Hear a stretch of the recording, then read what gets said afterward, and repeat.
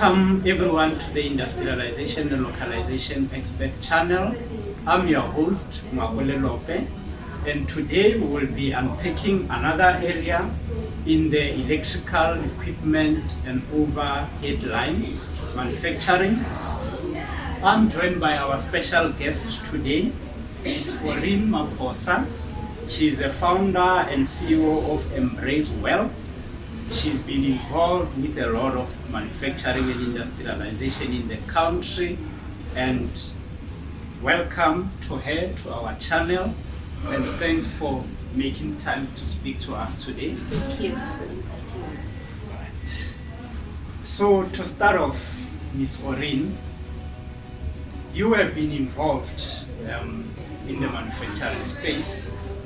I call it a high-tech electrical equipment manufacturing, overhead line equipment, components, and if you can just take us through a brief introduction. What inspired you to go into the manufacturing? Thank you very much for inviting me, first of all. What inspired me, I'm a person who likes to who likes to get involved in things like niche businesses. That industry was never tempered for the past 35 years. It has always been a white male-dominated industry. So I felt the edge to actually go in there and see what I can do. And I've been there for the past 15 years. Yes. That's a rich experience. It is very rich, I always used to say with my management, when we combine, this one will say 30 years, this one will say, oh, we've got so much rich experience. So it means we can take this further. So the industry, what the company used to entail, it was more of I would say most of the time we used to dress the pole. It was all the components that goes on the pole. The company used to manufacture insulators that starts from 11 kV to 400 kV, which was actually something that we were proud of to do in the country. And then the company have the capabilities in terms of the dropout fuses, which you call them cutouts. We were the only one in the country and in the SADC that manufactured that. That is why that used to be one of our movable products in the SADC. Ghana, you name it. Uganda, we actually used to even supply to Europe itself. Yes, our partners, which was the European company, which was owned by Mr. Fistra itself, we used to actually manufacture here and supply to Germany. So it can show the capabilities that the company actually has. Look. So you were doing the local manufacturing, even doing the export market. The export market. Actually, we would go right up until to Kenya. It was very broad. The outside company, the outside orders, it was like a list. You would just 10 pages, and that used to excite me in a way. Locally,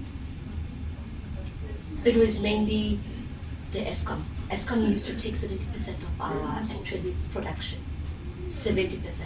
So you can imagine when you do 70% and 30% is actually only catering the export market. Yeah. So it had to actually push the company or the shareholders to actually extend and grow the company for us to have enough capacity, because now if you look at it, we were not even targeting the municipalities. Because already a big market the market was already consumed by just one customer. So yes, now, and it becomes a problem that when you have that one customer who's consuming all that, and when that goes down, so that is why you have to actually go and expand, do the expansion and go look for more customers, so that you are actually you are stable in terms of making sure that the company will not go down. So let me take you back a bit. you became a black woman industrialist, Yes. and you started off at Speedcraft Manufacturing. Yes. And Speedcraft Manufacturing was just a neighbor to Fistra. Yes. So can you please just marry the two? Your journey, where how you started and how you eventually became a major shareholder as well in Fistra. Okay, at Speedcraft, I actually when I started at Speedcraft, I started as a marketing executive. And whilst I was there, within 3 months, ESCOM actually, no, not even ESCOM, the government insisted on black women-owned companies. You came at the right time. I was at the right place at the right time. And looking at my capabilities and my age, I was asked to say, can you actually become a partner in there? And I jumped for the opportunity. You know, I was a bit scared, but I jumped for the opportunity because I like to actually take chances. You know, so as we go, yes, I became a 50% shareholder at Speedcraft, and then the other 50% was owned by the Germans, which was Fistra. You know, so. When that happens, it became now an issue of saying, okay, here is this company that has 22 million turnover. What do I do with it? Yeah. You know, what do I do with it to actually turn it around? And the only thing was that I needed to actually run like a headless chicken. Run around to actually make sure I open every door, even the toilet door, to make sure I know everybody that is in the industry. It was very tough. Remember, the staff complement is men, the shareholders are men. Just the whole industry is surrounded by men. Yeah. And you hear stories, oh, she's gonna get tired. Leave her. And I can imagine when you are a marketer, so you run around a lot. Yes, a lot. And yet you still need to do the reporting. A lot. If I may tell you, there were days where I had to sleep in the garage just to take a break so that I can go to my next destination. You know, that's how dedicated I was. You know, because I felt like I'm part of this. I own this. So when you own something, you want to make it a success. You understand? So the reason why I was running with it was like, I'm in a marriage. And when you're in marriage, you do everything to make it a success. Even when there are things that are cropping up, you hide them. Because you're in a marriage and you want it to succeed. That's how I took it and I ran with it. In 1 year, I managed to triple the turnover of the company, and then I managed to increase in terms of the employment. You know, that company had 15 people that were working there. I ended up having 70 people working. I'm talking about the Speedcraft people. Yeah. Now, when Speedcraft increase in terms of people, that means Fistra increases in terms of people, because what goes here goes this side. You know, we receive and then we channel it that side. So the more this one receives, this one has to beef up in terms of stock and experience people, you know. So everything has to be beefed up. So the 70 is just the side. I knew that side something was happening. They were employing people, and that was fulfilling me. Yes. Because that's what I wanted to see. You understand? When you're in a marriage, you want to see you have kids. You want to see your kids grow, and you want to see them grow in a proper way. Absolutely. Yes. And the journey continued. You know, in 5 years, as you know, our government changes. Every policy changes. Yes. The policy changed later, where the policy was now saying, we see this company is receiving now, right, it's going up to 200 million. But we're not seeing any growth in terms of the person having monies and all those things. Where is this going? So now we are saying there's a duplicate here and it cannot continue. Yes, so we want to see the main company having shareholders is black, and it has to be 51%. The unfortunate part is that with the family-owned companies, for them to use their surnames, they have to be majority. Yeah, that's another dynamic. Yes. So where we were sitting is that Fistra is a family-owned company. There's two shareholders, which is Mr. Fistra himself and then Miss Dorothea. So there was no any other shareholder other than them. So for you to go and tell them that Eskom, one of their companies in South Africa, Eskom wants 51%, yet they own. Because it's a global footprint for them. Yet they own everywhere. They would rather don't be than to be the minority. So that's where we will now. To say they sell fully, you understand? And for a company to sell fully, it's quite risky for the buyer because you don't know the dynamics as well. You need somebody who's going to hold your hand for the next 5 years and say, this is how I used to run the company.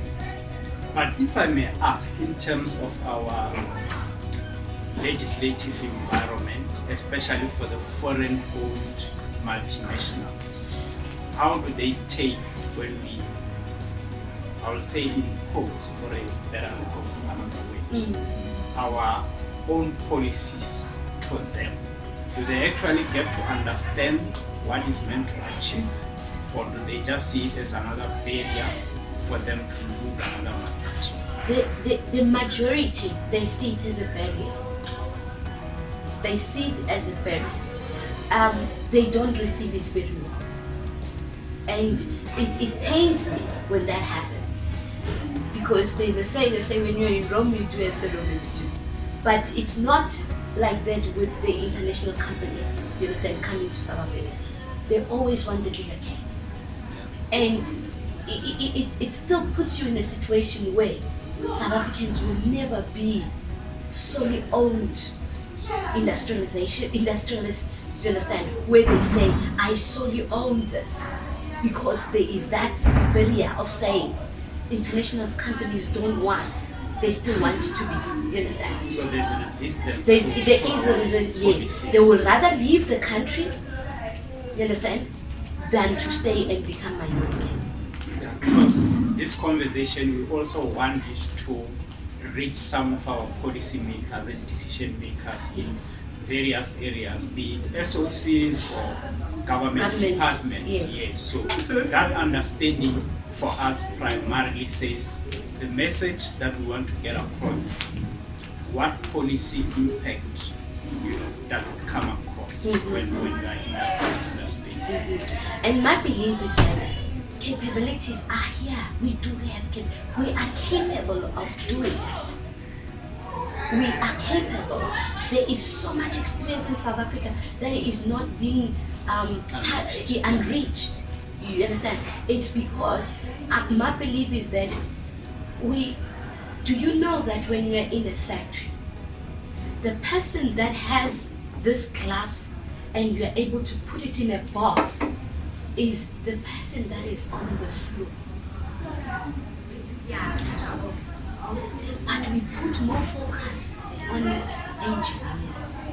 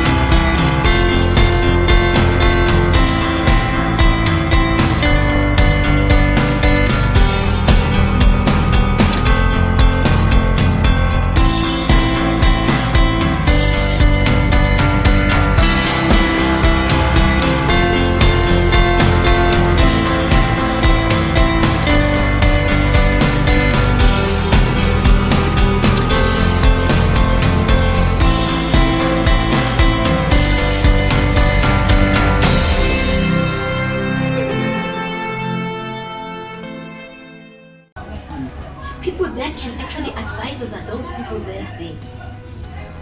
Yeah, because they are intimate with the product. Yes. You know, my belief is, I believe in experience. I really used to emphasize in that, even when hiring people, I look at the experience more than your qualifications. Because the qualifications are not going to give me what I want. You get me? So if I look at this person, and I used to do it, I would take people from the factory and put them in sales. Because what they're going to sell is what they know. They know how this thing gets manufactured. I've got 4 or 5 people that are now sitting in sales. They are very excellent salespeople in there. They're coming from the factory. They've got no background of sales, but they've got background of the product. Yeah. You understand? All what you need to do is to sell the product. And for you to sell the product, you have to know the product. No, absolutely. Do you understand? So where I'm going is that we do have experience. We do have people that can actually, we sometimes don't even need the international companies. We don't. But because we have too much,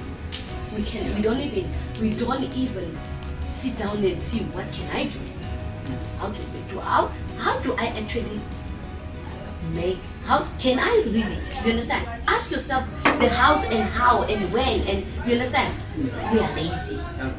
We are lazy to actually do that, and besides that, we are not being given the opportunity to actually do it. So earlier on you touched on the issue of how valuable it was to actually expose various people, for example, your buyers, which are from your client side, engineers, you know, and everyone else who could have access to the facility, the production facility itself, and enhance their knowledge on the product. You had to, you know, give them different kind of training, be it informal or formal.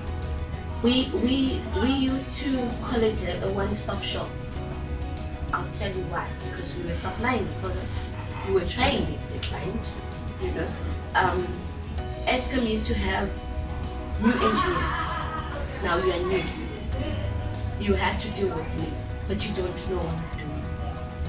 How is that going to work?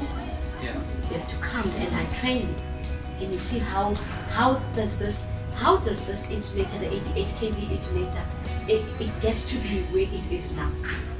How? I have to come. You spend 2 days. They spend 2 days. We offer that training. We will do drawings for them. We will do designs for them. You know, the buyers. At some stage, sometimes they don't even know what they're buying. You're gonna buy an iPhone, but you don't know how the iPhone looks like. Yeah. So me, I have to go there and say, this is what you are buying. Do you know what you're buying? No, okay, you know, this is what you're buying. In a way, the sharing of information was there. You understand? So the relationship that we had was over. It was more of a brother and a sister relationship, because we were not going to do a hit and run. We were there for the long run. That is the benefit of having a local manufacturer. You need it. You would not get it with the outside company. You know, they have to apply for visas. It takes time. They have to. By the time they get here, 4 months is gone down. What happens to you and your lines? And I suppose one of the other advantages will be for you just to dispatch some of your standby technicians. Yes. If there's a problem with the client, one of them installed there. We often find failures on the field, right? And they will send the product, and we have to get into the details to say, was it our product, or was it the way it was installed, or whatever that was in there was installed wrongly. You get me? So for us to do that, we have to dispatch our technician to actually go and look into the line. And most of the time we find out that it wasn't our product, it's the installation. Now we run classes of how to install our product, how to keep them, where to keep them, the temperatures and all those things. So we were always there to do that. Absolutely. Yes. So those are the benefits of localization. That is exactly what I'm trying to say. Localization benefits actually not even, or not us only, even the customer. Packaging itself. You talk about packaging. When you package, you package in a way that a customer will be satisfied, and even the stuff can stay there for 3 years, you're still okay. If the stuff has been put outside, you're able to send it back to us, we clean it up for you, we repackage it and send it back. Which you will not actually get that if you're buying the stuff outside. Yeah. How do we say it in local tingly? Yeah, no, absolutely. So now you are still aspiring to explore other opportunities that primarily have got an industrialization element. Yes. Please share that passion. I think me being in that manufacturing industry has actually opened my eyes so much in the way that I've got so much passion, you know. And my passion is based on saying, if there's more and more of industrialization happening, there's more and more of work on job creation that is going to happen.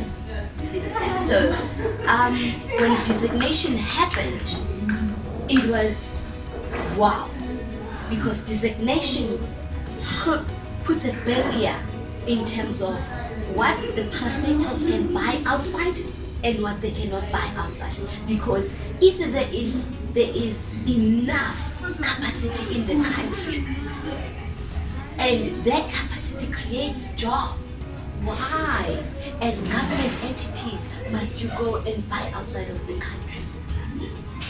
Why? You are the policymakers. The same policymakers actually now breaks the same policy. Because if you say localization and designation go hand in hand. Because you designate this product for me. You say there's enough. You came, you evaluated, you saw that I have capacity, you designate for me. Now all you need to do as a policymaker, you go all out and you say, I am saying you will not buy. And you put measures at the port, they must know that we do not allow this product because there is enough in the country. Don't you think that will help us to move forward in terms of job creation? And create more industrialization companies, because now you get protected in a way. You grow your capacity and you still get protected with that capacity. And when you are protected, that means jobs are protected. And that's what we need in the country. Yes, because I'm just gonna go back a bit with this designation issue. It gets formulated, it gets implemented, but there's no monitoring. Now, when there's no monitoring happening, you leave me with a situation where I'm sitting here with this big factory that cannot produce because the policymakers, the same policymakers cannot buy from me, or they are supporting the outside countries. So if I hear you well, what you're saying is there is a good cause to designate. The analysis that gets done up front are well and good. The primary issue is when it comes to the monitoring. Yes. You're saying we're not doing enough stock taking. Not enough stock taking to an extent that I'm still going to go back to the first trust craft company. When the jobs were created, the hype was so like, we've got this designation, we are protected, now we can create jobs, because we know that nobody else is going to buy anywhere else, they're going to buy here. It happened for a year. For a year. 2 years, if I can say max. It's still a short period. What happened after that? What happened after that? The monitoring, the lack of monitoring made sure that there's retrenchment. That is a sad story. It is a very sad story. So in a way, government does, or the policymakers, they make very beautiful policies, beautiful. But the issue of maintaining or following up, it's not there. I like what ESCOM used to do. They will put a policy, and every 6 months they will come and check. But what used to happen is that works for them, not for us, because they are monitoring us if we are doing what we said we were going to do. But we cannot monitor them to say, are you doing what you said you were going to do? In terms of, let's check where you're buying your stuff. Give us access to go to your warehouses and check where your stuff is coming from. Then we are able to come back and say, you guys, you're not doing what you said you were doing, because we still see there are Chinese boxes in there, there are boxes coming from Europe, there are boxes coming from there. You understand? So it has to be a relationship that says you are able you are able to actually check on me, and I'm able to check on you. In that way, I guess that will be able to take us, you understand? But is there a need for that? If we can actually keep to the policies, there's no need for that. So what I know is government has appointed SABS as the local content verification agency. So in your days, have you ever been exposed to one of those audits? We never had that in our days. We only had ESCOM coming to audit us in terms of localization. And that will happen during the tender process.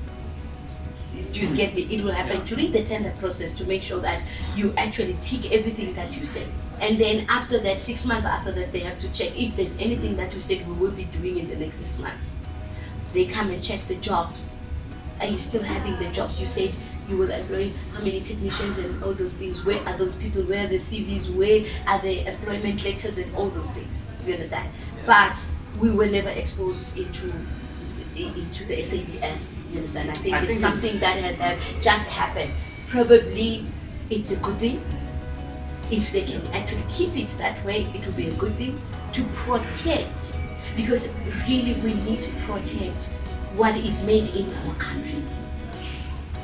We really need to protect what is made in our country, because that's the only way we can change this economy. Because the economy can only be changed with people having more jobs. We share the same sentiments with you, and for us primarily is the lesson, especially on the good things that you highlighted and the gaps that still exist, where our economy is still strained, if I may put it that way. So for us primarily is to draw some of these lessons, engage key players around this space, so that we are able to, engage and be able to, if we need a policy review, let's do that. If we need to put in place controls and measures, if we need to build in capacity, let it be there, because at the end of the day is to protect the South African economy and grow it, which is the main intention. On a serious note, because I know that the government, there are things that the grants that they do, like the DTI, where if you want to buy machinery and stuff, and then, but I feel that it's all about the grants and the money. They're not looking into what is that machine going to be doing. How many jobs is that machine going to be creating? Because if I go and buy a robot and the government gives a grant on a robot, do you think am I creating jobs? On a serious note, I know we have to move with the times, but there are things that... That's for IR. You get me? There are things that you cannot. And those are some of the things that I used to actually fight for, to say, we will not buy robots. We won't. And we will not support companies that actually uses robots. Because that company is not adding into my scoring in terms of job. Because if I have to buy a product for you to actually complete the product that I have, you have to tell me how many people make that, so that I take that and put it in here in my scoring. So I cannot. So the monitoring, it's a long way to go. You know, we need to move fast as a country. Otherwise, many companies are going to share jobs, and we're not going to be able to employ the ones who are already jobless. Yes, and the number of they keeps on increasing and much more. And when you have to do retrenchment, you need to sit down and think the experience that you're losing. But the unfortunate part, you cannot hold all that cost. You can't. So if the government does not look into, I still say designation is the way to go. You know, call it, because I do not want to call it a localization in a way, because a localization, it does allow international companies to come in and employ people that are local, you understand? But designation says where there's capacity in the country, we will put a barrier. Yeah, thou shalt do it. Source everything. Source everything, yeah. Whatever threshold that they you understand? And that says we have to team up. We have to team up to actually get the designation. I know designation can give you enemies and give you understand? Because once you talk designation, those who are not manufacturing start hating you, you know? But those who want to create jobs start loving you. Because designation means that I'm going to be creating, I'm going to be employing where I'm living, people in my own city, people will be employed, and you know, it will be nice. You understand? Because where there's more employment, the economy is growing. Because the whole other thing about the economy. Now, coming back, there's a question about me being there and the shareholding and all the stuff. I also want to say, in terms of looking after once the stuff is done, shareholding is done and all those things, there should be policies that governs, you understand, the other shareholders who've always been there to say, we would be coming and looking and making sure that where you make money, the other one makes money. Because I've looked into this thing and I say, I've looked, people who've always been match-made with the international companies, and they are nowhere. They are nowhere. Because so it's not a sustainable relationship. It's not a sustainable, because when they come in, they come in, there's already a debt. That person is just going to be paying that will never ever own anything. So it's a marriage of convenience. It's a marriage of convenience. It's like 12, you know, ngesizulu 12 makoto 12 walethwa wabekwa la, you've got no choice. So those things still need to be looked at, because you get in there, you have energy, you want to change this thing, you understand? But at the end of the day, you are left out with nothing. Yeah. That's the unfortunate part. Yeah, no. Quite an insightful discussion that we've had today. And in closing, what is the one thing that you would like the industrialization and localization expert to go and find out and investigate, so that we can also impart the experience to other aspiring black women industrialists or potential shareholders in these multinationals? So the advice that we can. I'll still go back to the policy making. Make policies that you know you're going to be able to do a checklist once the implementation happens. Because that's where the problem, you understand? We can have a whole lot of industrialization, industries, women, and men, but if there is nobody that holds their hand and make sure that this becomes a success, it's not going to happen. So in a way, I would actually say, when the policy makers should also do a bit of coaching, you know, they should have coaches that I've said, we've put money in this company. We're going to make sure there's coaching that happens for the next 5 years. until this company is able to, or this person is able to stand on their own and run and all those things.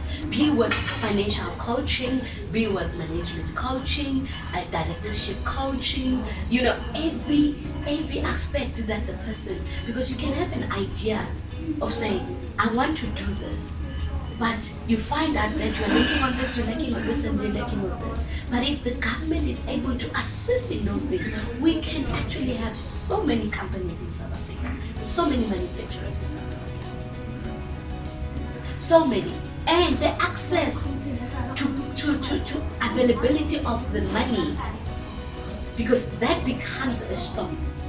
I'm sitting here, I wanna go into manufacturing again.